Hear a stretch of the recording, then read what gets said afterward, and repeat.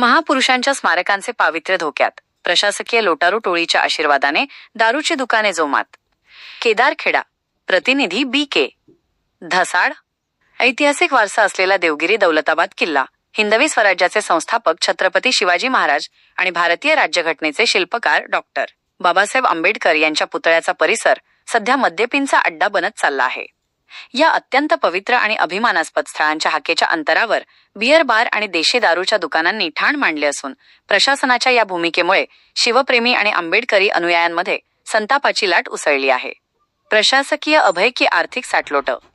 राज्यात एकीकडे राजकीय कलगीतुरा रंगलेला असताना दुसरीकडे महसूल आणि उत्पादन शुल्क विभागाच्या आशीर्वादाने हे अवैध धंदे फोफावत असल्याचा थेट आरोप नागरिक करत आहेत. नियमानुसार ऐतिहासिक आणि सार्वजनिक स्थळांच्या 100 मीटर परिसरात दारू विक्रीला कडक बंदी आहे. मात्र या नियमांची सर्रास पायमल्ली केली जात आहे. महसूल मंत्री आणि उपमुख्यमंत्री एकनाथ शिंदे यांनी या गंभीर प्रकाराकडे तातडीने लक्ष देण्याची गरज निर्माण झाली आहे. या अधिकाऱ्यांच्या भूमिकेवर प्रश्नचिन्ह. या परिसरातील बेकायदेशीर कामांकडे डोळेझाक करणाऱ्या लोटारू टोळीवर आता जनतेचा रोष ओढावला आहे. यामध्ये प्रामुख्याने खालील अधिकाऱ्यांच्या कार्यपद्धतीवर प्रश्नचिन्ह उपस्थित केले जात आहे.